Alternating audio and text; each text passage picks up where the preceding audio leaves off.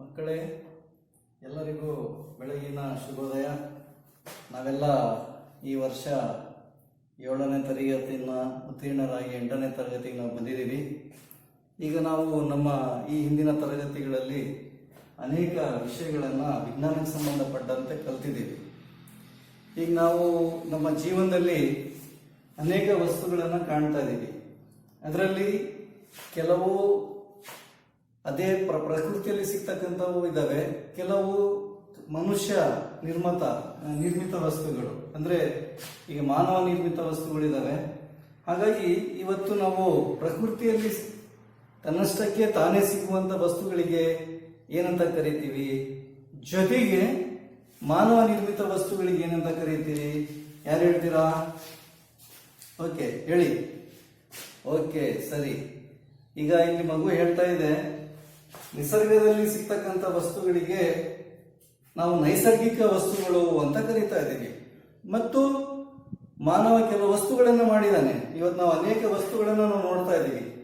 ಯಾವ್ಯಾವ ವಸ್ತುಗಳು? ಇವತ್ತು ನಾವು ಇದನ್ನು ನೋಡ್ತಾ ಇದ್ದೀವಿ. ಇದೇನಿದು? ಪೆನ್ನು. ಇದು ಚಾಟ್ ಪೀಸ್. ಇದು ಏನಿದು? Textbook. ಇಂತಹ ವಸ್ತುಗಳಿಗೆ ಏನಂತ ಕರಿತೀವಿ? ಏನಂತ ಕರಿತೀವಿ? ಕೃತಕ ವಸ್ತುಗಳು. ಈಗ ನಮಗೆ ಡಿಫ್ರೆನ್ಸ್ ಗೊತ್ತಾಯ್ತು. ಏನು? ನೈಸರ್ಗಿಕ ಅಂತ ಹೇಳಿದ್ರೇನು, ಕೃತಕ ಅಂತ ಹೇಳಿದರೆ ಏನು ಅಂತಕ್ಕಂಥದ್ದು. ಜೊತೆಗೆ ಇವತ್ತು ನಾವು ಪರಿಸರದಲ್ಲಿರ್ತಕ್ಕಂತಹ ಅನೇಕ ವಸ್ತುಗಳು ಇವತ್ತು ಮನುಷ್ಯ ಉಪಯೋಗಿಸ್ತಾ ಇದ್ದಾನೆ. ತನ್ನ ಆರ್ಥಿಕ ಸ್ಥಿತಿಗತಿಗಳನ್ನ ಬೆಳೆಸ್ಕೊಳ್ತಾ ಇದ್ದಾನೆ, ಹೆಚ್ಚಿಸ್ಕೊಳ್ತಾ ಇದ್ದಾನೆ. ಅಂತ ವಸ್ತುಗಳಿಗೆ ಏನಂತ ಕರಿತೀವಿ? ಯಾರು ಹೇಳ್ತೀರಾ? ಸರಿ, ಓಕೆ, ನೀನು ಹೇಳ್ತೀಯಾ? ಹೇಳಪ್ಪ, ಏನಂತ ಹೇಳ್ಬಿಟ್ಟು. ಏನಂತ ಹೇಳ್ತೀವಿ? ಸಂಪನ್ಮೂಲ. ಓಕೆ, ಈಗ ನಾವು ಸಂಪನ್ಮೂಲ ಅಂತ ಹೇಳಿದ್ರೆ ಏನು ಗೊತ್ತಾಯ್ತು. ಏನು ಸಂಪನ್ಮೂಲ ಅಂತ ಹೇಳಿದ್ರೆ? ನಿಸರ್ಗದಲ್ಲಿ ಸಿಗುವಂತಹ ಮತ್ತು ಮಾನವನಿಗೆ ಉಪಯುಕ್ತವಾಗಿರ್ತಕ್ಕಂತಹ ವಸ್ತುಗಳಿಗೆ ಸಂಪನ್ಮೂಲಗಳು ಅಂತ ಕರಿತೀವಿ. ಹಾಗಾದ್ರೆ ನಾವಿವತ್ತು ನಿಮ್ಮ ಪಠ್ಯಪುಸ್ತಕದಲ್ಲಿ ಇರ್ತಕ್ಕಂಥ ಮೊದಲನೇ ಅಧ್ಯಾಯ, ಅದರ ಹೆಸರು ನೈಸರ್ಗಿಕ ಸಂಪನ್ಮೂಲಗಳು. ಇವತ್ತು ಅಭ್ಯಾಸ ಮಾಡೋದು ಪಾಠದ ಹೆಸರೇನು? ನೈಸರ್ಗಿಕ ಸಂಪನ್ಮೂಲಗಳು. ಈಗ ಘಟಕ ಇದೆ. ಈಗ ಘಟಕದ ಹೆಸರು ಏನು ಅಂತ ಹೇಳಿದ್ರೆ ನೈಸರ್ಗಿಕ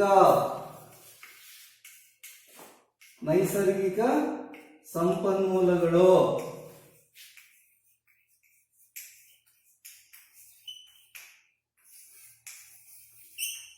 ಈಗ ನಿಮಗೆಲ್ಲ ಗೊತ್ತಾಯ್ತು, ಡಿಫ್ರೆನ್ಶಿಯೇಟ್, ವ್ಯತ್ಯಾಸ ಗೊತ್ತಾಯ್ತು. ನೈಸರ್ಗಿಕ ಅಂತ ಹೇಳಿದ್ರೆ ಏನು, ಕೃತಕ ಅಂತ ಹೇಳಿದ್ರೆ ಏನು. ಈಗ ನೈಸರ್ಗಿಕ ಸಂಪನ್ಮೂಲಗಳು ಅಂತ ಹೇಳಿದ್ರೆ ಹೀಗೆ ಹೇಳ್ಬೋದು ನಾವು, ಪ್ರಕೃತಿಯಲ್ಲಿ ತನ್ನಷ್ಟಕ್ಕೆ ತಾನೇ ಸಿಗುವ ಹಾಗೂ ಮಾನವನಿಗೆ ಉಪಯುಕ್ತವಾಗಿರ್ತಕ್ಕಂತಹ ವಸ್ತುಗಳಿಗೆ ಏನಂತ ಕರಿತೀವಿ? ನೈಸರ್ಗಿಕ ಸಂಪನ್ಮೂಲಗಳು ಅಂತ ಕರಿತೀವಿ. ಅರ್ಥ ಆಯ್ತಾ ಮಕ್ಕಳೇ? ಸರಿ. ಈಗ ನಾವು ಈ ನೈಸರ್ಗಿಕ ಸಂಪನ್ಮೂಲಗಳಿಗೆ ಇಲ್ಲೇಗೆ ಬಿಡುವಾಗಿಲ್ಲ. ಈ ನೈಸರ್ಗಿಕ ಸಂಪನ್ಮೂಲಗಳನ್ನ ನಾವೇನ್ ಮಾಡ್ತೀವಿ? ವರ್ಗೀಕರಣ ಮಾಡ್ತೀವಿ. ವರ್ಗೀಕರಣ ಅಂತ ಹೇಳಿದ್ರೆ ಏನು? ಯಾರು ಹೇಳ್ತಾರೆ? ವರ್ಗೀಕರಣ ಅಂದ್ರೆ ಇಂಗ್ಲಿಷ್ ನಲ್ಲಿ ಕ್ಲಾಸಿಫಿಕೇಶನ್ ಅಂತ ಕರಿತೀವಿ ನಾವು ಇದನ್ನ. ವರ್ಗೀಕರಣ ಅಂತ ಹೇಳಿದ್ರೆ ಏನು ಅಂತ ಹೇಳಿದ್ರೆ, ಅದನ್ನ ನಮ್ಮ ಮನೆಯಲ್ಲಿ ಕೆಲವು ವಸ್ತುಗಳನ್ನು ವರ್ಗೀಕರಣ ಮಾಡಿಟ್ಟಿರ್ತೀವಿ. ಹೇಗೆ ಅಂತ ನಾವು ಹೇಳಿದ್ರೆ ಒಂದು ಉದಾಹರಣೆ ಹೇಳ್ತಾ ಹೋಗ್ತೀನಿ. ನನ್ನ ಮನೆಯಲ್ಲಿ, ಅಡಿಗೆ ಮನೆಯಲ್ಲಿ ನಾವು ಏನ್ ಮಾಡ್ತೀವಿ? ತಂದಂತಹ ವಸ್ತುಗಳನ್ನ ನಾವು ವರ್ಗೀಕರಣ ಮಾಡಿಟ್ಟಿರ್ತೀವಿ, ಬೇರೆ ಬೇರೆ ಕಡೆಗಳಲ್ಲಿ ಇಟ್ಟಿರ್ತೀವಿ. ಹಾಗೆಯೇ ಇಲ್ಲೂ ಕೂಡ ನೈಸರ್ಗಿಕ ಸಂಪನ್ಮೂಲಗಳನ್ನು ಕೂಡ ಏನ್ ಮಾಡಿರ್ತೀವಿ? ವರ್ಗೀಕರಣವನ್ನು ಮಾಡಿದೀವಿ. ಹೆಂಗ್ ಮಾಡಿದೀವಿ ಅಂತಕ್ಕಂಥದ್ದನ್ನ ಈಗ ನೋಡೋಣ ನಾವೀಗ.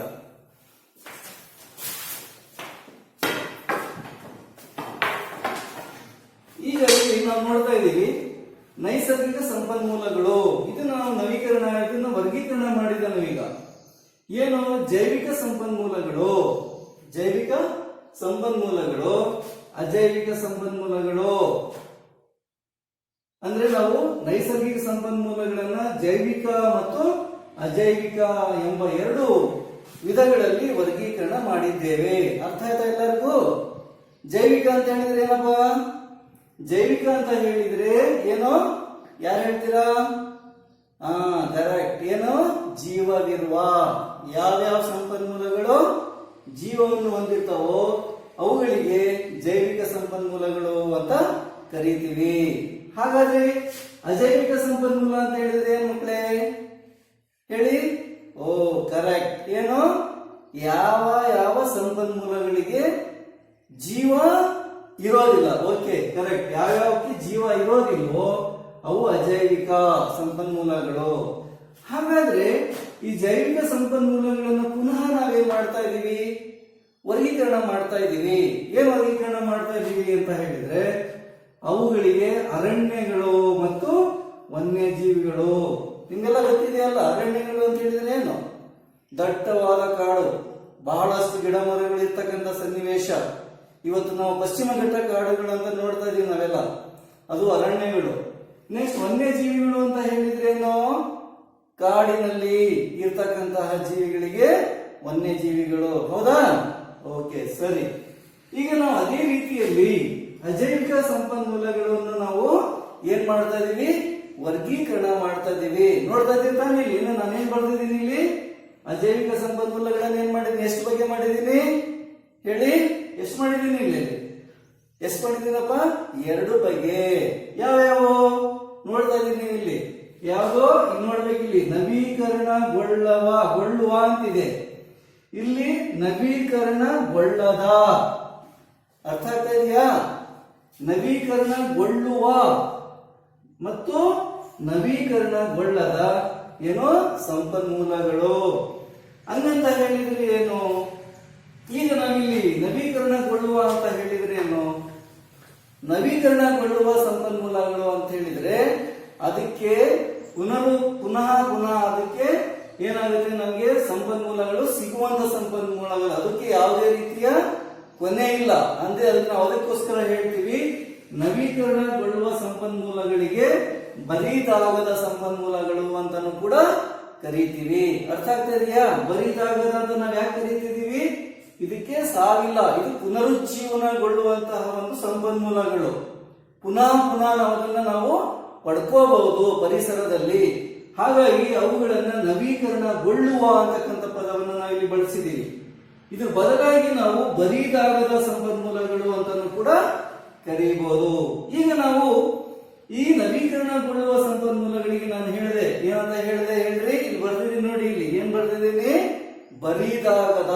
ಅರ್ಥ ಆಯ್ತಾ? ಬರಿದಾಗದ ಮೀನ್ಸ್ ಏನು? ಇದಕ್ಕೆ ಸಾವಿಲ್ಲ, ಇದು ಸದಾ ಯಾವಾಗ್ಲೂ ನಮ್ಮ ಪ್ರಕೃತಿಯಲ್ಲಿ ಸಿಗ್ತಾನೆ ಇರ್ತವೆ. ಹಾಗಾಗಿ ಇದಕ್ಕೆ ಬರಿದಾಗದ ಸಂಪನ್ಮೂಲಗಳು ಅಂತ ಕರೀತೀವಿ. ಯಾವ್ಯಾವ್ದು ಅಂತ ಹೇಳಿದ್ರೆ ನಾವು ನಮ್ಮ ನಿತ್ಯ ಜೀವನದಲ್ಲಿ ನೋಡ್ತಾ ಇದೀವಿ. ನಾವು ಯಾವ್ದಪ್ಪ ಅಂತಕ್ಕಂಥದ್ದನ್ನ ನಾವು ಏನ್ ಮಾಡ್ತಾ ಇದೀವಿ? ಅದಕ್ಕೆ ಉದಾಹರಣೆ ಹೇಳ್ಬೋದು. ಬರಿದಾಗದ ಸಂಪನ್ಮೂಲಗಳು ಯಾವುವು? ಇವತ್ತು ನಾವು ಪ್ರತಿನಿತ್ಯ ಏನ್ ಮಾಡ್ತಾ ಇದೀವಿ? ಹಗಲು ರಾತ್ರಿ ಆಗ್ತಾನೆ ಇದೆ. ಅದು ಯಾವ ಆಧಾರದ ಮೇಲೆ ಆಗ್ತಾ ಇದೆ? ಸೂರ್ಯೋದಯ ಸೂರ್ಯಾಸ್ತ ಆಗ್ತಕ್ಕಂಥದ್ದು ನಾವು ನೋಡ್ತಾ ಇದೀವಿ. ಈ ಸೂರ್ಯನಿಂದ ಸಿಗ್ತಕ್ಕಂತಹ ಶಕ್ತಿಯನ್ನೇ ನಾವು ಸೌರಶಕ್ತಿ, ಸೋಲಾರ್ ಎನರ್ಜಿ ಅಂತ ಹೇಳ್ಬಿಟ್ಟು ನಾವು ಕರೀತೀವಿ. ನಿಮ್ಗೆಲ್ಲ ಗೊತ್ತಿದೆ ಇವತ್ತು ಸೌರಶಕ್ತಿಯಿಂದ ಅನೇಕ ಉಪಯೋಗಗಳನ್ನು ನಾವು ಇವತ್ತು ಪಡ್ಕೊಳ್ತಾ ಇದೀವಿ ಅಂತಕ್ಕಂಥದ್ದು. ಇನ್ನೊಂದೇನಪ್ಪಾ ಅಂತ ಹೇಳಿದ್ರೆ ಗಾಳಿ ಎಲ್ಲ ಗೊತ್ತಿದೆಯಲ್ಲ. ಇವತ್ತು ನಾವು ಗಾಳಿ ಇಲ್ಲ ಅಂತ ಹೇಳಿದ್ರೆ ನಾವು ಬದುಕಿರೋದಕ್ಕೆ ಸಾಧ್ಯನೇ ಇಲ್ಲ. ಪ್ರಾಣಿಗಳಿಗೆ ಮತ್ತು ಸಸ್ಯಗಳಿಗೆ ಗಾಳಿಯಲ್ಲಿ ಇರ್ತಕ್ಕಂತಹ ಮೂಲ ಘಟಕಗಳು ಬೇಕೇ ಬೇಕು ಜೀವಂತವಾಗಿರೋದಕ್ಕೋಸ್ಕರ. ಅಂತ ಗಾಳಿನೂ ಕೂಡ ಯಾವುದಕ್ಕೆ ಸಂಬಂಧಪಟ್ಟಿದೆ? ಇದು ನವೀಕರಣಗೊಳ್ಳುವ ಸಂಪನ್ಮೂಲಗಳಿಗೆ ಉದಾಹರಣೆ. ಹಾಗೇನೆ ಮುಂದುವರಿತಾ ನಾವು ನೆಕ್ಸ್ಟ್ ಇನ್ನೊಂದು ಸ್ಟೆಪ್ ನಲ್ಲಿ ಇಲ್ಲಿ ನವೀಕರಣಗೊಳ್ಳದ ಸಂಪನ್ಮೂಲಗಳು ಅಂತಕ್ಕಂಥದ್ದನ್ನ ನಾವು ಅಭ್ಯಾಸ ಮಾಡ್ತಾ ಇದೀವಿ. ಈ ನವೀಕರಣಗೊಳ್ಳದ ಅಂತಹ ಸಂಪನ್ಮೂಲಗಳು ಅಂತ ಹೇಳಿದ್ರೆ ಏನು? ಪುನರುಜ್ಜೀವನಗೊಳ್ಳದೇ ಇರ್ತಕ್ಕಂಥ ಸಂಪನ್ಮೂಲಗಳು. ಅದಕ್ಕೆ ಪುನಃ ನಾವು ಪಡೆಯಲು ಸಾಧ್ಯವಾಗದೇ ಇರ್ತಕ್ಕಂಥ ಸಂಪನ್ಮೂಲಗಳು. ಅಂತಹ ಸಂಪನ್ಮೂಲಗಳಿಗೆ ನಾವು ನವೀಕರಣಗೊಳ್ಳದ ಅಥವಾ ನಾವು ಅದಕ್ಕೇನಾದ್ರೂ ಕರೀಬಹುದು ಬರಿದಾಗುವ. ಒಮ್ಮೆ ಬಳಸಿದ್ರೆ ಮತ್ತೊಮ್ಮೆ ಬಳಸಲು ಅದಕ್ಕೆ ನಮಗೆ ಸಾಧ್ಯವಾಗುವುದಿಲ್ಲ. ಅಂತಹ ಸಂಪನ್ಮೂಲಗಳು ಒಮ್ಮೆ ಬಳಸಿದ್ರೆ ಮತ್ತೊಮ್ಮೆ ಬಳಸೋದಕ್ಕೆ ಆಗೋದಿಲ್ಲ. ಈಗ ನಾವಿಲ್ಲಿ ನೋಡ್ತಾ ಇದೀವಿ ಯಾವುದು ಅಂತಕ್ಕಂಥದ್ದನ್ನ ಅಂತ ಹೇಳಿದ್ರೆ, ಈಗ ನಾವು ಖನಿಜಗಳು ಅಂತಕ್ಕಂಥದ್ದು ಇದೆ. ನಿಮಗೆಲ್ಲ ಗೊತ್ತಿದೆ ಖನಿಜಗಳು. ಇವತ್ತು ನಾವು ಅನೇಕ ಖನಿಜಗಳು ಭೂಮಿಯಲ್ಲಿ ನಮಗೆ ಸಿಗ್ತಾ ಇದ್ದಾವೆ. ರಸಾಯನಶಾಸ್ತ್ರದಲ್ಲಿ ನಾವು ಅನೇಕ ಲೋಹಗಳನ್ನ ಎಲ್ಲ ಕಾಣ್ತಾ ಇದೀವಿ. ಅವೆಲ್ಲವೂ ಕೂಡ ಏನಾಗಿದ್ದಾವೆ? ಖನಿಜಗಳು. ನೆಕ್ಸ್ಟ್ ಏನಪ್ಪಾ ಅಂತ ಹೇಳಿದ್ರೆ ಪಳೆಯುಳಿಕೆ ಇಂಧನಗಳು ಅಂತ ಕರಿತೀವಿ. ಈ ಖನಿಜಗಳು, ಪಳೆಯುಳಿಕೆ ಇಂಧನಗಳು ಇದಕ್ಕೆ ಸಂಬಂಧಪಟ್ಟಿದ್ದಾವೆ, ನವೀಕರಣಗೊಳ್ಳದ ಸಂಪನ್ಮೂಲಗಳು. ಈಗ ನಾವು ಬರಿದಾಗುವ ಸಂಪನ್ಮೂಲಗಳು ಅಂತ ಹೇಳಿದ್ರೆ ಏನು? ಈಗ ನಾವು ಒಂದ್ಸರಿ ವನ್ಯಜೀವಿಗಳಿದಾವೆ, ವನ್ಯಜೀವಿಗಳು ಮತ್ತು ಅರಣ್ಯಗಳು ನಮ್ಗೆಲ್ಲ ಗೊತ್ತಿದೆ. ಇವತ್ತು ಮನುಷ್ಯ ತನ್ನ ಆರ್ಥಿಕ ಸ್ಥಿತಿಗತಿಗಳನ್ನ ಹೆಚ್ಚಿಸಿಕೊಳ್ಳುವುದಕ್ಕೋಸ್ಕರವಾಗಿ ಏನ್ ಮಾಡ್ತದಾನೆ ಅಂತ ಹೇಳಿದ್ರೆ ಇವತ್ತು ಕಾಡಿನಲ್ಲಿರ್ತಕ್ಕಂತಹ ಪ್ರಾಣಿಗಳನ್ನ ಕೊಲ್ತಾ ಇದ್ದಾನೆ. ಇವತ್ತು ಕೊಲ್ಲೋದ್ರಿಂದ ಏನಾಗ್ತದೆ, ಅವನಿಗೆ ಆರ್ಥಿಕ ಸ್ಥಿತಿಗತಿ ಹೆಚ್ಚಾಗ್ತಾ ಇದೆ. ವನ್ಯಜೀವಿಗಳನ್ನ ಕೊಂದು ಹಾಕ್ತಾರೆ. ಅದೇ ರೀತಿಯಲ್ಲಿ ಅರಣ್ಯಗಳಲ್ಲಿ ಇರ್ತಕ್ಕಂಥ ಬೆಲೆ ಬಾಳುವಂತಹ ಗಿಡ ಮರಗಳ ಒಂದು ಉತ್ಪನ್ನಗಳು ಏನಿದಾವೋ ಆ ಉತ್ಪನ್ನಗಳನ್ನು ಇವತ್ತು ಮನುಷ್ಯ ಏನ್ ಮಾಡ್ತದಾನೆ, ಅದನ್ನು ಬಳಕೆ ಮಾಡ್ತದಾನೆ. ಹೀಗಾಗಿ ಆ ಬಳಕೆ ಮಾಡೋದ್ರಿಂದ ಇವತ್ತು ಕಾಡುಗಳನ್ನ ಕಡಿಯೋದ್ರಿಂದ ಏನಾಗ್ತದೆ, ಆ ತಿರ್ಗ ನಾವಲ್ಲಿ ಅಂತಹ ಒಂದು ಇದನ್ನ ವನ್ಯಜೀವಿಗಳನ್ನ ಆಗಿರ್ಬೋದು, ಅರಣ್ಯಗಳನ್ನ ಆಗಿರ್ಬೋದು ನಾವು ಪಡೆಯೋದಕ್ಕೆ ಸಾಧ್ಯ ಆಗೋದಿಲ್ಲ ಅಂತಕ್ಕಂಥದ್ದು ಎಲ್ಲರಿಗೂ ಅರ್ಥ ಆಯ್ತಾ? ಈಗ ನಾನು ಹೇಳಿದ್ ನಿಮ್ಗೆಲ್ಲ ಅರ್ಥ ಆಗಿದೆ ಅನಿಸ್ತಾ ಇದೆ. ನೈಸರ್ಗಿಕ ಸಂಪನ್ಮೂಲಗಳನ್ನ ನಾವು ಹೇಗೆ ವರ್ಗೀಕರಣ ಮಾಡ್ತೀವಿ ಅಂತಕ್ಕಂಥದ್ದು, ಹೌದಾ? ನೈಸರ್ಗಿಕ ಸಂಪನ್ಮೂಲಗಳನ್ನ ಎಷ್ಟು ಬಗೆಗಳನ್ನ ಮುಖ್ಯವಾಗಿ ಎಷ್ಟು ಮಾಡಿದೀವಿ ವರ್ಗೀಕರಣ? 2 ಬಗೆ. ಯಾವ್ಯಾವ್ದು ಹೇಳಪ್ಪ ನೋಡೋಣ. ಎಸ್, ಯಾವ್ದು? ಮೊದಲನೇದು ಜೈವಿಕ ಸಂಪನ್ಮೂಲಗಳು, ಎರಡನೇದು ಅಜೈವಿಕ ಸಂಪನ್ಮೂಲಗಳು. ಈಗ ನಾವು ಅದನ್ನ ಏನ್ ಮಾಡಿದೀವಿ, ಜೈವಿಕವನ್ನು ನಾವು ಪುನಃ ವಿಂಗಡಣೆ ಮಾಡಿದೀವಿ. ಜೈವಿಕ ಅಂದ್ರೆ ಜೀವವನ್ನು ಹೊಂದಿರತಕ್ಕಂತಹ ಸಂಪನ್ಮೂಲಗಳು.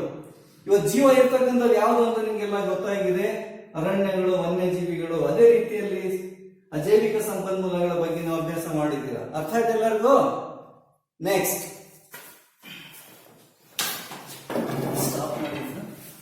ಸ್ಟಾಪ್ ಮಾಡಿಲ್ಲ ಮಕ್ಕಳೇ. ಈಗ ನಾವು 2ನೇ ಭಾಗವಾಗಿರ್ತಕ್ಕಂಥದ್ದು ಇದು ನೈಸರ್ಗಿಕ ಸಂಪನ್ಮೂಲಗಳಲ್ಲಿ ಮಾನವನ ಜೀವನದ ಮೇಲೆ ಪ್ರಭಾವ ಬೀರುವ ನೈಸರ್ಗಿಕ ಸಂಪನ್ಮೂಲಗಳು. ಈಗ ನಮ್ಗೆ ಅನೇಕ ಇದಾವೆ. ಅದರಲ್ಲಿ ಮೊದಲನೇದಾಗಿರ್ತಕ್ಕಂಥದ್ದು ಯಾವುದು ಅಂತ ಹೇಳಿದ್ರೆ ಯಾವುದು? ನೀರು ಅಂತಕ್ಕಂಥದ್ದು ಇದು ಬಹಳ ಮುಖ್ಯ. ಇವತ್ತು ನೀರು ಇಲ್ಲದೆ ಯಾವುದೇ ಜೀವಿ ಬದುಕಿರಲು ಸಾಧ್ಯವಿಲ್ಲ. ನೀರನ್ನು ನಾವು ಒಂದು ಸಾರ್ವತ್ರಿಕ ದ್ರಾವಕ ಅಂತಾನು ಕೂಡ ಕರೀತೀವಿ. ಇದಕ್ಕೆ ನಾವು ಇನ್ನೊಂದು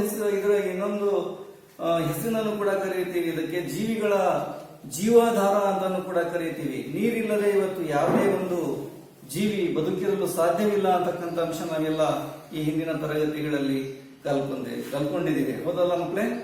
ಹಾಗಾಗಿ ಇವತ್ತು ನೀರು ನಿಮಗೆಲ್ಲ ಗೊತ್ತಿದೆ. ನೀರಿನ ಅಣುಸೂತ್ರ ಏನು? ಎಸ್, ಏನು?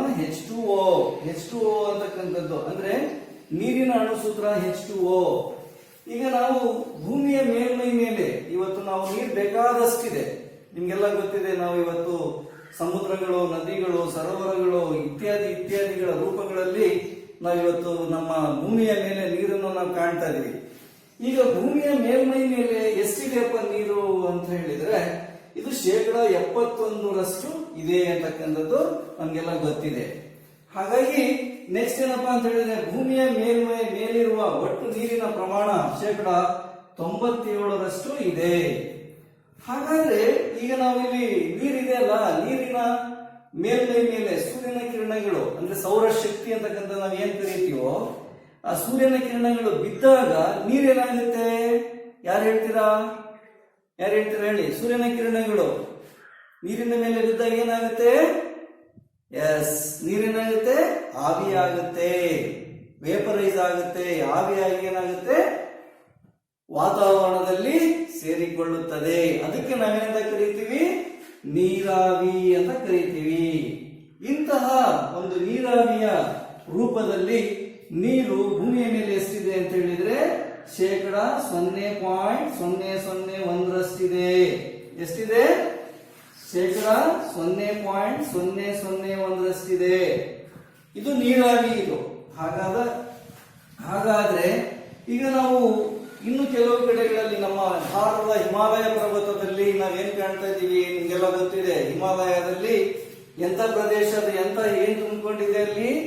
ಎಲ್ಲ ಹಿಮ ಅಂತ ಕರಿತೀವಿ. ಹಿಮ ಅಂದ್ರೆ ಈ ಒಂದು ಧ್ರುವ ಪ್ರದೇಶಗಳಲ್ಲಿ ಕಡಿಮೆ ಶೀತ ತಾಪಮಾನ ಇರತಕ್ಕಂತ ಪ್ರದೇಶದಲ್ಲಿ ಶೀತ ಜಾಸ್ತಿ ಇರ್ತದೆ. ಅಂತಹ ಕಡೆಗಳಲ್ಲಿ ನೀರೇನಾಗಿರ್ತದೆ ಅಂತ ಹೇಳಿದ್ರೆ ಮಂಜುಗಡ್ಡೆಯ ರೂಪದಲ್ಲಿ ಇರುತ್ತದೆ, ಹೌದಲ್ವಾ? ಮಂಜುಗಡ್ಡೆ ನೋಡಿರಲ್ಲ ನೀವೆಲ್ಲ. ಎಸ್, ಮಂಜುಗಡ್ಡೆ ನೀವೆಲ್ಲ ನಾವು ಇವತ್ತು ಚಿತ್ರಗಳಲ್ಲಿ, ನಾವು ಟಿವಿ ಮಾಧ್ಯಮಗಳಲ್ಲಿ ನಾವೆಲ್ಲ ನೋಡ್ತೀವಿ. ಹಿಮಾಲಯ ಪರ್ವತದಲ್ಲಿ ಹೋದಾಗ ಅಲ್ಲಿ ನಾವು ನೀರನ್ನು ನಾವು ಕಾಣೋದಿಲ್ಲ, ದ್ರವ ರೂಪದಲ್ಲಿ ಕಾಣೋದಿಲ್ಲ, ಆದ್ರೆ ಅದನ್ನ ಘನ ರೂಪದಲ್ಲಿ ನಾವು ಕಾಣ್ತಾ ಇದ್ದೀವಿ. ಅದನ್ನೇ ನಾವು ಎಂತ ಕರಿತೀವಿ ಅಂತ ಹೇಳಿದ್ರೆ, ಅದನ್ನ ಮಂಜುಗಡ್ಡೆ ರೂಪದಲ್ಲಿ, ಘನ ರೂಪದಲ್ಲಿರ್ತದೆ. ಅದು ಎಷ್ಟಿದೆ ಅಂತ ಹೇಳಿದ್ರೆ 2.4% ಪ್ರಮಾಣ ಮಂಜುಗಡ್ಡೆಯ ರೂಪದಲ್ಲಿ ನೀರು ಇದೆ ಅಂತಕ್ಕಂಥದ್ದು. ಈ ಒಂದು ನೀರು ಇವತ್ತು ನಮಗೆ ಬಹಳ ಮುಖ್ಯವಾಗಿರ್ತಕ್ಕಂಥದ್ದು. ನೀರಿನ ನಾವು ಏನ್ ಮಾಡ್ತೇವಪ್ಪ ಅಂತ ಹೇಳಿದ್ರೆ, ಈ ಒಂದು ನೀರು ನಮ್ಗೆ ಅನೇಕ ಕಡೆಗಳಲ್ಲಿ ನಮ್ಗೆ ಉಪಯೋಗವಾಗ್ತಾ ಇದೆ ಅಂತಕ್ಕಂಥದ್ದು ನಿಮ್ಗೆಲ್ಲ ಗೊತ್ತಿದೆ. ಇವತ್ತು ಭೂಮಿ ಮೇಲೆ ಇರ್ತಕ್ಕಂಥ ನೀರಿನ ಒಂದು 80% ನಾವು ಏನ್ ಮಾಡ್ತಿದೀವಿ, ನಾವು ಯಾರು ಬಳಸ್ತಾ ಇದೀವಪ್ಪ ನಾವೆಲ್ಲ ನೀರನ್ನ ಕೃಷಿ ಚಟುವಟಿಕೆಗಳನ್ನ ನಾವು ಮಾಡೋದಕ್ಕೆ ಇವತ್ತು 80% ನೀರನ್ನ ಇವತ್ತು ಬಳಕೆ ಆಗ್ತಾ ಇದೆ ಅಂತಕ್ಕಂಥದ್ದು. ಇವತ್ತು ರೈತರಿಗೆ ನಾವು ಬೆಳೆ ಬೆಳಿಬೇಕಂದ್ರೆ, ಅನೇಕ ವಿಧದ ಬೆಳೆಗಳನ್ನ ರೈತರು ಬೆಳಿಬೇಕು ಅಂತ ಹೇಳಿದ್ರೆ ಅವ್ರಿಗೆ ನೀರು ಬೇಕು. ನೀರು ಬೇಕಂತ ಹೇಳಿದ್ರೆ ಅದು ಅಂತರ್ಜಲ ಆಗಿರ್ಬೋದು, ಅಥವಾ ಸಮುದ್ರಗಳಿಂದ, ನದಿಗಳಿಂದ ಆಗಿರ್ಬೋದು, ಒಟ್ಟಾರೆ ಅವರು ತಮ್ಮ ಹೊಲಗಳಲ್ಲಿ ಬೆಳೀತಕ್ಕಂಥ ಬೆಳೆಗಳಿಗೆ ನೀರಿನ ಪೂರೈಕೆ ಆಗಬೇಕಾಗಿದೆ. ಅಂತಹ ನೀರಿನ ಪ್ರಮಾಣ ಎಷ್ಟು ಆಗ್ತಾ ಇದೆ ಅಂತ ಹೇಳಿದ್ರೆ ಸರಾಸರಿ 80% ನೀರು ಇವತ್ತು ರೈತರು ಅದನ್ನ ಬಳಕೆ ಮಾಡ್ಕೊಳ್ತಾ ಇದ್ದಾರೆ ಅಂತಕ್ಕಂಥದ್ದು. ಹಾಗಾದ್ರೆ ಈಗ ನೀರು ಕೃಷಿಗೆ ಆಯ್ತು, ಇನ್ಯಾವುದಕ್ಕೆ ಬಳಕೆ ಮಾಡ್ತೀವಿ ಯಾರಾದ್ರೂ ಹೇಳ್ತೀರಾ? ಇವತ್ತು ನೀರು ಅನೇಕ ಕಡೆಗಳಲ್ಲಿ ಉಪಯೋಗ ಆಗ್ತಾ ಇದೆ. ಎಸ್, ಎಲ್ಲಿ ಮಾಡ್ತಾ ಇದ್ದಾರೆ? ನಿಮ್ಮ ಮನೆಗಳಲ್ಲಿ ಮಾಡ್ತಾರೆ. ಏನ್ ಕೆಲಸ ಮಾಡಕ್ ಬಳಸ್ತಾರೆ ಹೇಳಿ? ಎಸ್, ಏನ್ ಮಾಡಕ್ಕೆ? ಕುಡಿಯೋದಕ್ಕೋಸ್ಕರವಾಗಿ ಬಳಕೆ ಮಾಡ್ತಾರೆ. ಕುಡಿಯೋದಕ್ಕೋಸ್ಕರ, ಕುಡಿಯಲು, ಆಮೇಲೆ ಬಟ್ಟೆ ತೊಳೆಯಲು, ಪಾತ್ರೆ ತೊಳೆಯಲು, ಹೌದಾ? ಮತ್ತಿನ್ನೇನಕ್ಕೆ ಬಳಸ್ತಾರೆ? ಇನ್ನೇನಕ್ಕೆ ಬಳಸ್ತಾರೆ ಹೇಳಿ ನೋಡೋಣ, ಇನ್ಯಾರು? ಎಸ್, ಇನ್ನೇನಕ್ಕೆ? ಕೈಗಾರಿಕೆಗಳಲ್ಲಿ ಬಳಸ್ತಾರೆ. ಓಕೆ, ಕೈಗಾರಿಕೆಗಳಲ್ಲಿ ಇವತ್ತು ಅನೇಕ ವಿಧದ ಕೈಗಾರಿಕೆಗಳಿದಾವೆ. ಆ ಕೈಗಾರಿಕೆಗಳಲ್ಲಿ ನೀರಿಲ್ಲ ಅಂತ ಹೇಳಿದ್ರೆ ಕೆಲಸ ನಡೆಯೋದಿಲ್ಲ. ಹಾಗಾಗಿ ನೀರು ಬಹಳ ಮುಖ್ಯವಾಗಿರ್ತಕ್ಕಂತಹ ಏನಾಗಿದೆ, ಅಂಶವಾಗಿದೆ. ಈಗ ನಿಮ್ಗೆಲ್ಲ ನೀರಿನ ಆಕಾರಗಳು ಹೇಳ್ತೀರಾ ನೀವೆಲ್ಲ, ಇನ್ನೆಲ್ಲಿರ್ತವೆ ನೀರು? ಯಾವ್ಯಾವ ರೂಪದಲ್ಲಿರ್ತದೆ ಹೇಳ್ತೀರಾ? ಓಕೆ, ಯಾರು ಹೇಳಿ ನೋಡೋಣ. ಎಸ್, ಮೊದಲೇ ಯಾವಪ್ಪ? ಎಸ್, ಓಕೆ, ಯಾವ ರೂಪದಲ್ಲಿರ್ತದೆ? ಸಮುದ್ರದ ರೂಪದಲ್ಲಿ ಇರ್ಬೋದು. ಇನ್ನೇನು? ನೆಕ್ಸ್ಟ್ ಯಾವುದು? ನದಿ ರೂಪದಲ್ಲಿ ಇರ್ಬೋದು. ಇವತ್ತು ನಮ್ಮ ದೇಶದಲ್ಲಿ ಅನೇಕ ನದಿಗಳನ್ನ ನಾವು ನೋಡ್ತಾ ಇದ್ದೀವಿ. ನದಿ ಆಗಿರ್ಬೋದು. ಆಮೇಲೆ ಇನ್ನೇನು? ಸರೋವರಗಳು. ಎಸ್, ಮತ್ತಿನ್ನೇನಿರ್ಬೋದು? ಸಮುದ್ರಗಳು ಆಯ್ತು, ನದಿ ಆಯ್ತು, ಸರೋವರಗಳಾಯ್ತು. ನಿಮ್ಮೂರಲ್ಲೂ ಕೂಡ ಇರ್ತವೆ. ನೀವೆಲ್ಲ ನೋಡಿದಿರ, ಮೊದ್ಲೆಲ್ಲ ನಾವು ನೀರು ತರ್ತಾ ಇದ್ವಿ. ಹೋಗಿ ಅಲ್ಲಿಂದ ತರ್ತಾ ಇದ್ವಿ. ಎಸ್, ಎಲ್ಲಿ? ಬಾವಿಗಳಲ್ಲಿ ನಾವು ನೀರು ತರ್ತಾ ಇದ್ವಿ. ಸೇದಾ ಬಾವಿ ಅಂತ ಹೇಳ್ತಾ ಇದ್ವಲ್ಲ. ಏನ್ ಮಾಡ್ತಾ ಇದ್ವಿ? ಇದಕ್ಕೆ ರಾಟೆ ಹಾಕಿ ನೀರ್ ಹಾಕಿ ಇಳಿತಿದ್ರಲ್ಲ, ನಿಮ್ಗೆಲ್ಲ ಗೊತ್ತಿದೆ ತಾನೆ? ಅದು ನೀರು ಬಾವಿಗಳಿಂದ ನಾವು ತರ್ತಾ ಇದ್ವಿ. ಈ ರೀತಿಯಾಗಿ ನಾವು ಅನೇಕ ಕಡೆಗಳಲ್ಲಿ ನಾವು ನೀರನ್ನ ಇವತ್ತು ಆಕಾರಗಳನ್ನ ನಾವು ನೋಡ್ತಾ ಇದ್ದೀವಿ ಅಂತಕ್ಕಂಥದ್ದು. ಅರ್ಥ ಇದೆ ಎಲ್ಲರಿಗೂ? ಅರ್ಥ ಆಯ್ತಾ? ಅಂದ್ರೆ ನಮ್ಗೆ ಮಾನವ ಜೀವನದ ಮೇಲೆ ಪ್ರಭಾವ ಬೀರುವ ನೈಸರ್ಗಿಕ ಅಂತ ನಾನು ಹೇಳ್ತಾ ಇದ್ದೀನಿ. ನೈಸರ್ಗಿಕ ಅಂತ ಹೇಳಿದ್ರೆ ಗೊತ್ತಾಯ್ತು? ಅದು ಪ್ರಕೃತಿಯಲ್ಲಿ ತನ್ನಷ್ಟಕ್ಕೆ ತಾನೇ ಸಿಗುವಂತಹ ವಸ್ತು. ಯಾರು ಇದನ್ನು ಮಾಡೋದಕ್ಕೆ ಆಗೋದಿಲ್ಲ. ಅಂತದ್ರಲ್ಲಿ ಮೊದಲನೇದು ಯಾವುದು ಅಂತ ಹೇಳಿದ್ರೆ ನಾನು ನೀರಿನ ಬಗ್ಗೆ ಎಲ್ಲ ಅರ್ಥ ಮಾಡ್ಕೊಂಡ್ರ? ಎಸ್, ಹಂಗಂತ ಹೇಳಿದ್ರೆ ನಾನು ಪ್ರಶ್ನೆ ಕೇಳ್ತೀನಿ, ಹೇಳ್ಬೇಕು. ಭೂಮಿಯ ಮೇಲ್ಮೈ ಮೇಲೆ ಎಷ್ಟು ನೀರಿನ ಪ್ರಮಾಣ ಇದೆ? ನೀರಿನ ಪ್ರಮಾಣ ಎಷ್ಟಿದೆ? ನಾನು ಹಾಕಿ ಬೋರ್ಡ್ ಮೇಲೆ ಬರ್ತಿದ್ದೀನಿ, ನೋಡ್ರಿ ಎಷ್ಟಿದೆ. ಓಕೆ, ಎಷ್ಟಿದೆ? ಎಷ್ಟು ಪರ್ಸೆಂಟ್ ಇದೆ? 71% ಇದೆ. ಅರ್ಥ ಮಾಡ್ಕೋಬೇಕು. ಅರ್ಥ ಆಯ್ತಾ? ಅದೇ ರೀತಿಯಲ್ಲಿ ಭೂಮಿಯ ಮೇಲಿರುವ ಒಟ್ಟು ನೀರಿನ ಪ್ರಮಾಣ, ಭೂಮಿಯ ಮೇಲ್ಮೈ ಮೇಲೆ ಇರತಕ್ಕಂಥದ್ದು 71%. ಸರಿ, ಹಾಗಾದ್ರೆ ಭೂಮಿಯ ಮೇಲಿರುವ ಒಟ್ಟು ನೀರಿನ ಪ್ರಮಾಣ, ಈಗ ನಾವೆಲ್ಲ ಎಲ್ಲಿ ವಾಸ ಮಾಡ್ತಾ ಇದ್ದೀವಿ? ಯಾರಲ್ಲಿ? ಭೂಮಿ, ಹೌದು ತಾನೆ? ಭೂಮಿ ಮೇಲೆ ಎಷ್ಟು ನೀರಿದೆ? ನಮ್ಗೆಲ್ಲ ಗೊತ್ತಿದೆ. ಭೂಮಿ ಇಷ್ಟಿದೆ, ನೆಲ ಇಷ್ಟಿದೆ, ಜಲ ಇಷ್ಟಿದೆ ಅಂತೆಲ್ಲ ಗೊತ್ತಿದೆ ತಾನೆ? ಎಷ್ಟು ಜಲ ಎಷ್ಟಿದೆ, ನೀರು ಎಷ್ಟಿದೆ ಅಂತ ಹೇಳಿದ್ರೆ ಹೇಳಿ ನೋಡೋಣ. ಎಷ್ಟು? ಇಲ್ಲೇ ಇದೆಯಲ್ಲ. ಓಕೆ, ಎಷ್ಟಿದೆ? 97% ನೀರಿದೆ. ಹಾಗಾಗಿ ನಾನೀಗ ನಿಮ್ಗೆ ಹೇಳಿದಂತು, ನೀರಿನ ಮೇಲ್ಮೈ ಮೇಲೆ ಸೂರ್ಯ ಉದಯ ಆದ ತಕ್ಷಣನೇ ಸೂರ್ಯನ ಕಿರಣಗಳು ನೀರಿನ ಮೇಲ್ಮೈ ಮೇಲೆ ಬಿದ್ದಾಗ ಏನಾಗುತ್ತೆ? ನೀರು ನೀರಾವಿ ಆಗುತ್ತೆ. ಅದನ್ನ ನಾವು ನೀರಾವಿ ಅಂತ ಹೇಳಿರ್ತಾನೆ. ಅದೆಷ್ಟಿದೆ? ಎಷ್ಟು ಪ್ರಮಾಣ ಇದೆಯಪ್ಪ? ಎಸ್, ಹೇಳ್ತೀಯಾ? ಎಷ್ಟಿದೆ? 0.001 ರಷ್ಟು ಪ್ರಮಾಣದಲ್ಲಿ ನೀರು ಯಾವ ರೂಪದಲ್ಲಿದೆ? ನೀರಾವಿ, ವೇಪರ್ಸ್ಗಳು ಅಂತ ಹೇಳ್ತೀವಿ, ವಾಟರ್ ವೇಪರ್ಸ್ ಅಂತ ಕರಿತೀವಿ. ನೆಕ್ಸ್ಟ್ ಇವಾಗ ಮಂಜುಗಡ್ಡೆಯ ರೂಪದಲ್ಲಿ ನಾನು ಹೇಳಿದ್ದೀನಿ. ಮಂಜುಗಡ್ಡೆ ಹಿಮಾಲಯದಲ್ಲಿ ಇವತ್ತು ನಾವು ನೋಡಿದಾಗ ಹಿಮ ಪ್ರದೇಶಗಳಲ್ಲಿ, ಧ್ರುವ ಪ್ರದೇಶಗಳಲ್ಲಿ ಹಿಮಯ ರೂಪದಲ್ಲಿ ನೀರಿರ್ತದೆ. ಹಿಮ ಅಂತ ಹೇಳಿದ್ರೆ ನೀರಿನ ಯಾವ ರೂಪ ಇದು? ಯಾವ ರೂಪ ಹೇಳ್ತೀರಾ? ಎಸ್, ಯಾವ ರೂಪ? ಘನ ರೂಪ. ಅರ್ಥ ಆಯ್ತಲ್ಲ? ಘನ ರೂಪದಲ್ಲಿ ಎಷ್ಟು ಪರ್ಸೆಂಟ್ ಇದೆ ಅಂತ ಹೇಳಿದ್ರೆ 2 ಎಷ್ಟಿದೆ? 4% ಅಷ್ಟಿದೆ. ಅರ್ಥ ಆಯ್ತಾ? ಇಷ್ಟು ಏನಾಗಿದೆ ಅಂತ ಹೇಳಿದ್ರೆ ನೀರಿನ ಬಗ್ಗೆ ಆಯ್ತು. ಈಗ ನಾವು ಈ ಒಂದು ಇದು ನೆಕ್ಸ್ಟ್ ನೀರಿನ ಬಗ್ಗೆ ಆದ್ರೆ ನೆಕ್ಸ್ಟ್ ಈಗ ನಾವು ಇನ್ನು ನೆಕ್ಸ್ಟ್ ಇರ್ತಕ್ಕಂಥದ್ದು ಯಾವ್ದಪ್ಪ? ಪ್ರಭಾವ ಬೀರುವ ಅಂಶಗಳಲ್ಲಿ ನೆಕ್ಸ್ಟ್ ಇರ್ತಕ್ಕಂಥದ್ದು ಯಾವುದು? ಮಣ್ಣು ಅಂತಕ್ಕಂಥದ್ದು. ಮಣ್ಣಿನ ಬಗ್ಗೆ ಅರ್ಥ ಮಾಡ್ಕೊಳ್ಳೋಣ ಮಕ್ಕಳೇ. ಈಗ ನಾವು ಎರಡನೇ ಮಾನವನ ಜೀವನದ ಮೇಲೆ ಪ್ರಭಾವ ಬೀರುವ ನೈಸರ್ಗಿಕ ಸಂಪನ್ಮೂಲಗಳಲ್ಲಿ ಎರಡನೇದಾಗಿರ್ತಕ್ಕಂಥದ್ದು ಯಾವ್ದಪ್ಪ ಅಂತ ಹೇಳಿದ್ರೆ ಮಣ್ಣು ಅಂತಕ್ಕಂಥದ್ದು ನಿಮ್ಗೆ ಗೊತ್ತಿದೆ. ನೀವೆಲ್ಲ ಮಣ್ಣು ನೋಡಿದ್ರಲ್ಲ? ಮಣ್ಣು ಹೆಂಗೆ ಇರ್ತದೆ ನೀವೆಲ್ಲ ನೋಡಿದ್ರ? ಎಲ್ಲರೂ ಹೊಲಗಳಲ್ಲಿ ಮಣ್ಣು ಒಂದೇ ರೀತಿ ಇರ್ತದ? ಹೇಳಿ ನೋಡೋಣ. ಯಾವ ರೀತಿ ಇರ್ತದ ಹೊಲಗಳಲ್ಲಿ ಮಣ್ಣು?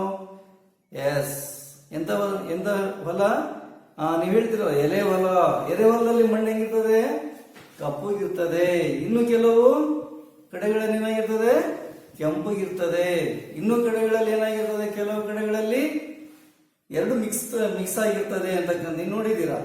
ಅಂದ್ರೆ ನಾವು ಇವತ್ತು ಮಣ್ಣು ಅಂತಕ್ಕಂಥದ್ದು ಏನಾಗಿದೆ ಅಂತ ಹೇಳಿದ್ರೆ, ಇದು ನಮ್ಗೆಲ್ಲ ಗೊತ್ತಿದೆ. ಸಸ್ಯಗಳು ನೆಲವಾಸಿ ಸಸ್ಯಗಳು ಅಂತ ನಾವು ಕರಿತೀವಿ. ನೆಲದಲ್ಲಿ ಬೆಳೀತಕ್ಕಂಥ, ನೆಲದ ಮೇಲೆ ಬೆಳೀತಕ್ಕಂಥ ಸಸ್ಯಗಳಿಗೆ ಮಣ್ಣು ತುಂಬಾ ಅವಶ್ಯಕವಾದಂತ ಒಂದು ಅಂಶವಾಗಿದೆ ಅಂತಕ್ಕಂಥದ್ದು. ಯಾಕೆ ನಾವು ಹೇಳ್ತೀವಿ? ಆ ಸಸ್ಯಗಳು ನೆಲದ ಮೇಲೆ ಬೆಳೆಯೋದ್ರಿಂದ ಅವುಗಳ ಬೇರುಗಳು ಭೂಮಿಯ ಆಳಕ್ಕೆ ಹೋಗಿ ಆ ಸಸ್ಯ ನೆಲದ ಮೇಲೆ ಸಮರ್ಪಕವಾಗಿ ಜೀವನ ಮಾಡೋದಕ್ಕೆ ಸಹಾಯ ಮಾಡತಕ್ಕಂಥದ್ದು. ಅದಕ್ಕೆ ಬೇಕಾದಂತಹ ನೀರು ಮತ್ತು ಲವಣಾಂಶಗಳನ್ನ ಪೂರೈಕೆ ಮಾಡಬೇಕು ಅಂತಕ್ಕಂಥದ್ದು ಆಗ್ಬೇಕು ಅಂತ ಹೇಳಿದ್ರೆ ಅದು ಯಾರಿಂದ ಸಾಧ್ಯ ಅಂತಕ್ಕಂಥದ್ದು ನಮ್ಗೆ ಗೊತ್ತಿದೆ. ಯಾರಿಂದ? ಮಣ್ಣು ಅಂತಕ್ಕಂಥದ್ದು. ಹಾಗಾಗಿ ಈ ಒಂದು ಮಣ್ಣು ಅಂತಕ್ಕಂಥದ್ದು ನೆಲ ಸಸ್ಯಗಳಿಗೆ ಬಹಳ ಮುಖ್ಯವಾದದ್ದು. ಯಾತಕ್ಕೆ? ಈ ನೆಲ ಸಸ್ಯಗಳಲ್ಲಿ ಇರ್ತಕ್ಕಂತಹ ಬೇರುಗಳು ಏನಾಗ್ತವೆ? ಎಲ್ಲಿ ತನಕ ನೀರಿರ್ತದೋ ಅಲ್ಲಿ ತನಕ ಏನಾಗುತ್ತೆ? ಬೆಳೀತಾ ಹೋಗ್ತವೆ. ಆ ಬೇರುಗಳು ಏನ್ ಮಾಡ್ತವೆ? ಭೂಮಿಯಲ್ಲಿರ್ತಕ್ಕಂತಹ ನೀರು ಮತ್ತು ಲವಣಾಂಶಗಳನ್ನ ಹೀರಿಕೊಂಡು ಸಸ್ಯದ ಎಲ್ಲಾ ಭಾಗಗಳಿಗೆ ಸರಬರಾಜು ಮಾಡ್ತಕ್ಕಂಥದ್ದು. ಅದಕ್ಕೆ ನಾವೆಂತ ಕರಿತೀವಿ? ಯಾರು ಹೇಳ್ತೀರಾ? ಈಗ ಸಸ್ಯ ತನ್ನ ಆಹಾರ ತಯಾರು ಮಾಡಬೇಕಾದ್ರೆ ಇದು ಕೆಲಸ ಮಾಡ್ತಾ ಇದೆ ಮಣ್ಣು. ಅದಕ್ಕೆ ನಾವೆಂತ ಕರಿತೀವಿ? ಎಸ್, ಜಲರಸದ ಮೇಲೇರಿಕೆ. ಅದಕ್ಕೆ ಅಸೆಂಟ್ ಆಫ್ ಸ್ಯಾಪ್ ಅಂತ ಕರಿತೀವಿ ಇಂಗ್ಲಿಷ್ ನಲ್ಲಿ. ಅರ್ಥ ಆಯ್ತಾ? ಅಂದ್ರೆ ಜಲರಸದ ಮೇಲೇರಿಕೆ ಅಂತ ನಾವು ಕರಿತೀವಿ. ಜಲ ಅಂತಕ್ಕಂಥದ್ದು ಏನು? ನೀರು.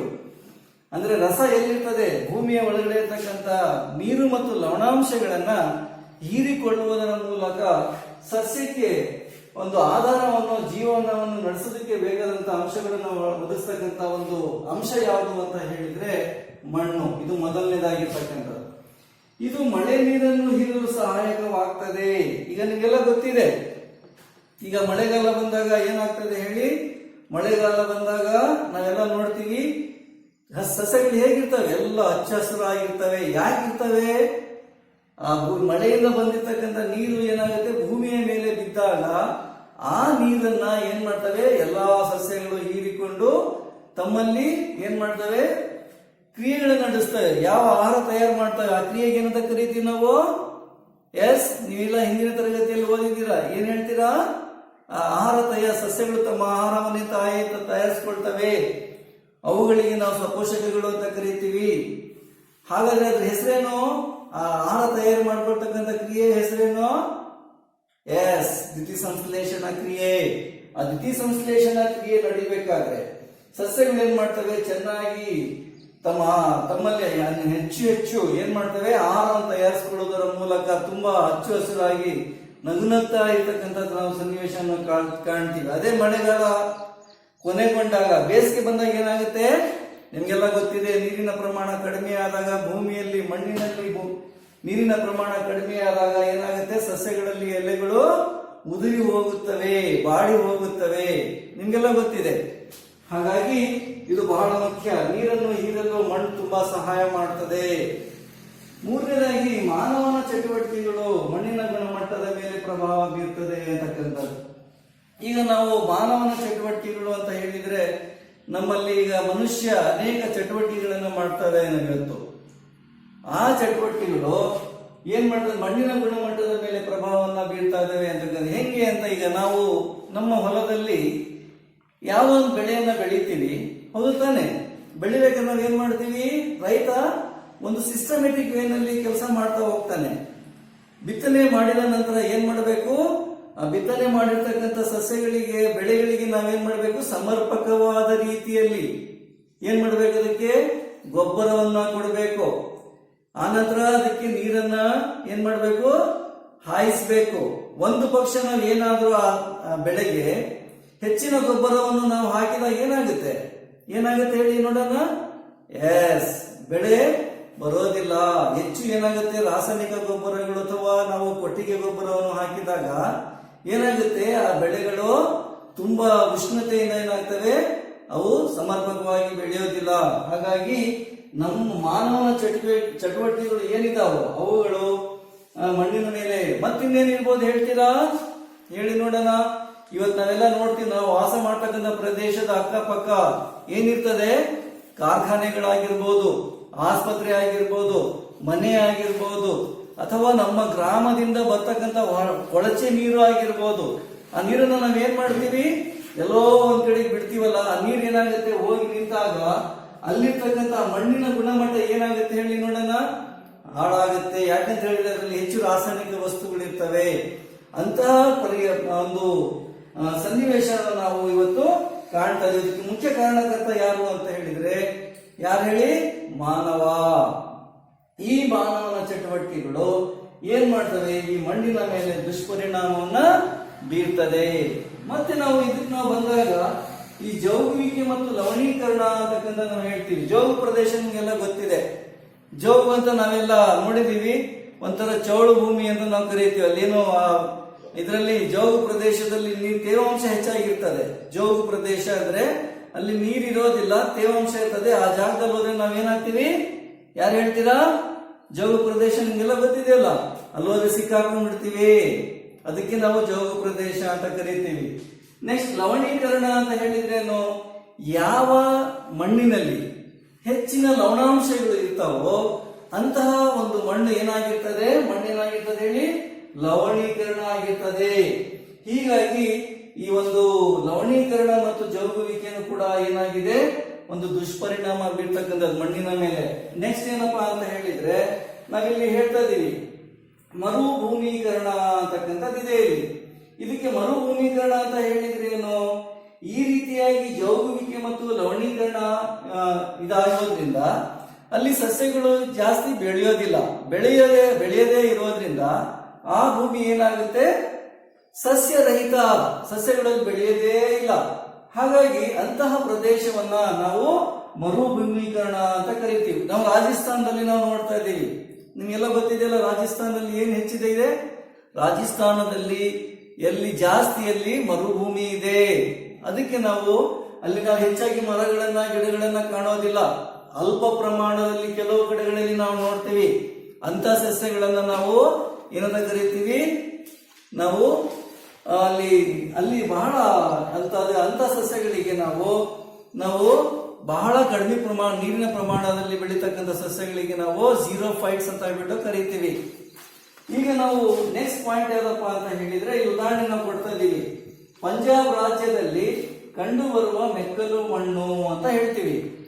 ಈ ರೀತಿಯಾಗಿ ನಮ್ಮ ದೇಶದಲ್ಲಿ ಪಂಜಾಬ್ ರಾಜ್ಯವನ್ನು ತೆಗೆದುಕೊಂಡಾಗ ನಾವಲ್ಲಿ ಮೆಕ್ಕಲು ಮಣ್ಣನ್ನು ಕಾಣ್ತೀವಿ. ಅಲ್ಲಿ ಅದರಿಂದ ಏನಾಗ್ತದೆ ಅಂತ ಹೇಳಿದ್ರೆ, ಮರುಭೂಮೀಕರಣ ಮತ್ತು ಹೆಚ್ಚು ನೀರಾವರಿಯ ಪರಿಣಾಮವಾಗಿ ಅಲ್ಲಿ ಏನಾಗ್ತದೆ, ಮಣ್ಣಿಗೆ ತುಂಬಾ ಹಾನಿ ಉಂಟಾಗ್ತಾ ಇದೆ ಅಂತಕ್ಕಂಥದ್ದು. ಮಣ್ಣಿಗೆ ತುಂಬಾ ಹಾನಿ ಉಂಟಾಗ್ತಾ ಇದೆ. ಯಾದಕ್ಕೆ? ಮರುಭೂಮೀಕರಣ ಮತ್ತು ಹೆಚ್ಚಿನ ನೀರಾವರಿ ಹೆಚ್ಚು ಮಾಡೋದ್ರಿಂದ ಅಂತಕ್ಕಂಥದ್ದು. ನೆಕ್ಸ್ಟ್ ಏನ್ ಮಾಡ್ತಾ ಇದೀವಿ ನಾವು ಇವತ್ತು ಮಣ್ಣಿನಲ್ಲಿ? ರಾಸಾಯನಿಕ ಗೊಬ್ಬರಗಳ ಬಳಕೆ. ಏನಪ್ಪ ರಾಸಾಯನಿಕ ಗೊಬ್ಬರಗಳ ಬಳಕೆ ಅಂತ ಹೇಳಿದ್ರೆ, ಗೊಬ್ಬರಗಳಲ್ಲಿ 2 ಬಗೆಯ ಗೊಬ್ಬರಗಳನ್ನ ನಾವು ಕಾಣ್ತೀವಿ. ಯಾವ್ಯಾವ ಹೇಳ್ತೀರಾ? ಒಂದು ರಾಸಾಯನಿಕ ಗೊಬ್ಬರ, ಮತ್ತೊಂದು ಕೊಟ್ಟಿಗೆ ಗೊಬ್ಬರ. ಕೊಟ್ಟಿಗೆ ಗೊಬ್ಬರ ಅಂತ ಹೇಳಿದ್ರೆ ಏನು? ಯಾರು ಹೇಳ್ತೀರಾ? ಕೊಟ್ಟಿಗೆ ಗೊಬ್ಬರ ಅಂತ ಹೇಳಿದ್ರೆ ನಮ್ಮಲ್ಲಿ ನಾವು ಸಾಕುವಂತಹ ಪ್ರಾಣಿಗಳ ಏನು ತ್ಯಾಜ್ಯ ವಸ್ತುಗಳು ಏನಿರ್ತಾವೋ ಆ ತ್ಯಾಜ್ಯ ವಸ್ತುಗಳನ್ನ ಒಂದು ಕಡೆಗೆ ನಾವೇನ್ ಮಾಡ್ತೀವಿ, ಶೇಖರಣೆ ಮಾಡ್ತೀವಿ. ಅದಕ್ಕೆ ಏನಂತ ಕರಿತೀವಿ? ನಿಮ್ಮೂರಲ್ಲಿ ಇರ್ತಾವಲ್ಲ ಏನವು, ತಿಪ್ಪೆ ಅಂತ ನಾವು ಕರಿತೀವಿ ತಾನೆ. ಆ ತಿಪ್ಪೆಯನ್ನ ನಾವು ಅಲ್ಲಿ ನಾವೇನ್ ಮಾಡ್ತೀವಿ, ಕೊಟ್ಟಿಗೆ ಗೊಬ್ಬರ ತಯಾರು ಮಾಡ್ತೀವಿ. ಆದ್ರೆ ರಾಸಾಯನಿಕ ಗೊಬ್ಬರಗಳನ್ನ ಕಾರ್ಖಾನೆಗಳಲ್ಲಿ ತಯಾರು ಮಾಡ್ತಾರೆ. ನಿಮ್ಗೆಲ್ಲ ಗೊತ್ತಿದೆ. ಯಾವ್ದಾದ್ರು 1-2 ಹೆಸರುಗಳನ್ನ ಹೇಳ್ತೀರಾ? ರಾಸಾಯನಿಕ ಗೊಬ್ಬರಗಳು ನಿಮ್ಮಲ್ಲಿ ಹಾಕ್ತಾರೆ ನೋಡಿ ಹೊಲದಲ್ಲಿ. ನಿಮ್ ತಂದೆಯರು ಏನ್ ಮಾಡಿದಾಗ ತಂದಿಟ್ಟಿರ್ತಾರೆ. ಯಾವ್ದೋ ಯೂರಿಯಾ, ವಿಜಯ. ಅದರಲ್ಲಿ ಯಾವ್ದು ಮುಖ್ಯವಾಗಿ 3 ನಾವು ರಾಸಾಯನಿಕಗಳನ್ನ ಕಾಣ್ತೀವಿ. ಇದರಲ್ಲಿ ಯಾವ್ದ್ರಲ್ಲಿ ರಾಸಾಯನಿಕ ಗೊಬ್ಬರಗಳಲ್ಲಿ NPK ಅಂತ ಹೇಳ್ತೀವಿ. ಏನ್ NPK ಅಂತ ಹೇಳಿದ್ರೆ, NPK ಅಂತ ಹೇಳಿದ್ರೆ ಎನ್ ಅಂದ್ರೆ ಏನು?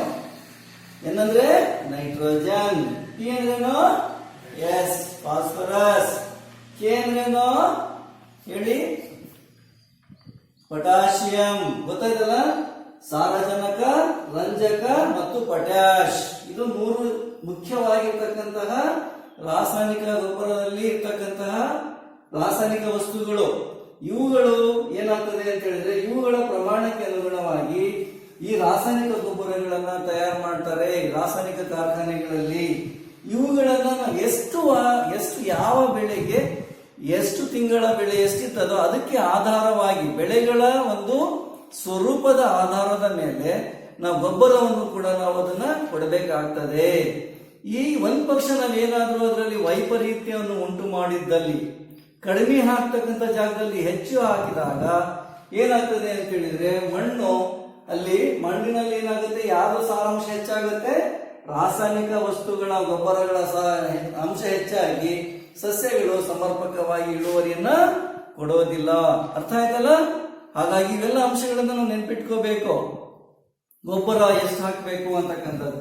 ಕೊನೆಯಾಗಿ ಮಣ್ಣಿನ ಸವಕಳಿ ಅಂತಕ್ಕಂಥದ್ದು ಇದೆ. ಮಣ್ಣಿನ ಸವಕಳಿ ಅಂತ ಹೇಳಿದ್ರೆ ಏನು? ಯಾವಾಗ ಇದು ಉಂಟಾಗುತ್ತೆ ಹೇಳಿ ನೋಡೋಣ. ಯಾವಾಗ ಮಣ್ಣಾಗ್ತದೆ? ಮಳೆ ಬಂದಾಗ ಮತ್ತು ಇಳಿಜಾರು ಪ್ರದೇಶಗಳಲ್ಲಿ ಏನಾಗುತ್ತೆ, ನೀರು ಜಾಸ್ತಿ ಹರಿದಾಗ ಏನಾಗುತ್ತೆ, ಮಣ್ಣು ಕೊಚ್ಕೊಂಡು ಹೋಗುತ್ತೆ. ಮಣ್ಣಿನ ಮೇಲ್ಮೈ ಏನಾಗುತ್ತೆ, ಕೊಚ್ಕೊಂಡು ಹೋಗೋದ್ರಿಂದ ಏನಾಗುತ್ತೆ, ಮಣ್ಣಿನ ಸವಕಳಿ ಉಂಟಾಗುತ್ತಾ ಇದೆ.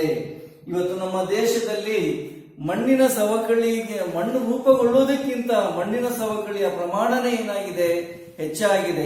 ನಾವು ಅದನ್ನ ನೋಡಿದ ಅನುಪಾತವನ್ನು ನೋಡಿದಾಗ, ಯಾವ್ದು ಅನುಪಾತ? ಮಣ್ಣಿನ ಸವಕಳಿ ಮತ್ತು ಮಣ್ಣಿನ ಒಂದು ರೂಪುಗೊಳ್ಳತಕ್ಕಂಥದ್ದು ಅಂಶವನ್ನು ನೋಡಿದಾಗ ಮಣ್ಣಿನ ರೂಪುಗೊಳ್ಳೋದಕ್ಕಿಂತ ಮಣ್ಣಿನ ಸವಕಳಿಯ ಪ್ರಮಾಣನೇ ಏನಾಗಿದೆ, ಹೆಚ್ಚಾಗಿದೆ. ನೆಕ್ಸ್ಟ್, ಈ ಮಣ್ಣು ರೂಪುಗೊಳ್ತಕ್ಕಂಥ ಒಂದು ಕ್ರಿಯೆಗೆ, ಈಗ ನಾನು ಹೇಳಿದ್ನಲ್ಲ, ಮಣ್ಣು ರೂಪುಗೊಳ್ಳಬೇಕಂತ ಹೇಳಿದ್ರೆ ಏನಾಗುತ್ತೆ, ಆ ಮಣ್ಣು ರೂಪುಗೊಳ್ತಕ್ಕಂಥ ಒಂದು ಕ್ರಿಯೆಗೆ, ಆ ಒಂದು ವಿದ್ಯಮಾನಕ್ಕೆ ನಾವು ಶಿಥಿಲೀಕರಣ ಅಂತಕ್ಕಂಥದ್ದನ್ನ ಹೇಳ್ತೀವಿ. ಅರ್ಥ ಆಯ್ತಲ್ಲ? ನಾವು ಇಷ್ಟೊಂದು ಇವತ್ತು ಈ ದಿನ ಇಷ್ಟು ಅಂಶವನ್ನು ನಾವು ತಿಳ್ಕೊಂಡಿದ್ದೀವಿ. ನಾವು ನೆಕ್ಸ್ಟ್ ಮುಂದಿನ ತರಗತಿಯಲ್ಲಿ ಉಳಿದಂತ ಯಾವುದು ನಾವು ಮಾನವನ ಜೀವನದ ಮೇಲೆ ಪ್ರಭಾವ ಬೀರುವ ನೈಸರ್ಗಿಕ ಸಂಪನ್ಮೂಲಗಳು, ಇನ್ನು ಉಳಿದಂತಹ ಅಂಶಗಳು ಏನಿದಾವೆ, ಅರಣ್ಯಗಳಾಗಿರ್ಬೋದು, ಖನಿಜಗಳಾಗಿರ್ಬೋದು, ಇವುಗಳನ್ನ ಮುಂದಿನ ತರಗತಿಯಲ್ಲಿ ಅಭ್ಯಾಸ ಮಾಡೋಣ. Thank you very much.